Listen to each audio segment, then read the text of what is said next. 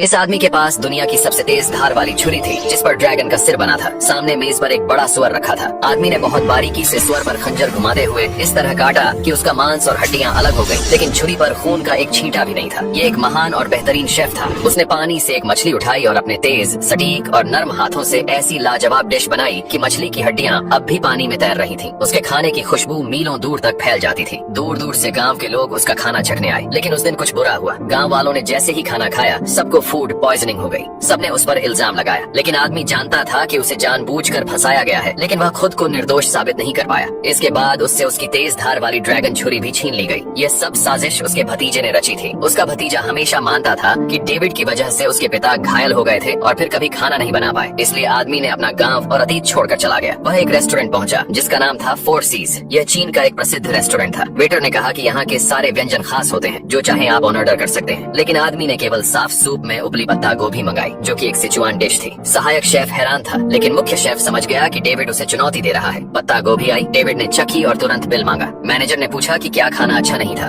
आदमी ने कहा यह असली सिचुआन स्वाद नहीं है। तभी मुख्य शेफ सामने आया और मुकाबला शुरू हुआ। अगर मुख्य शेफ हार गया तो उसे नौकरी छोड़नी पड़ेगी। अगर आदमी हार गया तो 1 साल तक बर्तन धोएगा। आदमी ने एक सहायक चुना, जैक। दोनों ने रेस्टोरेंट की एक खास डिश ए ट्रेजर डक बनाई। वेटर ने पहले मुख्य शेफ की डिश चखी, स्वाद में बेहतरीन, चिकनाई रहित, मुलायम। फिर आदमी की डिश देखी, ठंडी लग रही थी, लेकिन जब हाथ लगाया तो जलन महसूस हुई। आदमी ने बताया उसने डक के ऊपर चीनी की परत चढ़ा दी थी, जिससे डिश गर्म बनी रही। डक अभी भी पक रही थी। इस डिश में उसने एक बार भी चाकू का इस्तेमाल नहीं किया था, क्योंकि बतख का मांस ठंडी प्रकृति का होता है। चाकू लगते ही वह सख्त हो जाता। हड्डियां जैक की आंतरिक शक्ति से तोड़ी गई थी। वेटर ने जैसे ही एक टुकड़ा चखा, वह हैरान रह गया। मुख्य शेफ ने भी खाया, चेहरा बदल गया और उसने बिना कुछ कहे इस्तीफा दे दिया। तभी नीना को पता चला कि आदमी उसके पिता का पुराना शिष्य था, जो अब फोर सीज का नया मुख्य शेफ बन गया। जैक सहायक बनने को तैयार नहीं था। उसने डेविड को चाकू की कला में चुनौती दी। जैक की स्पेशल डिश थी पफर फिश, जिसे बनाना बेहद मुश्किल होता है, क्योंकि जरा सी गलती जानलेवा हो सकती है। जैक ने यह डिश बड़ी आसानी से बनाई। उसकी चाकू चलाने की कला लाजवाब थी, लेकिन जब उसने आदमी की बनाई डिश देखी तो उसके होश उड़ गए।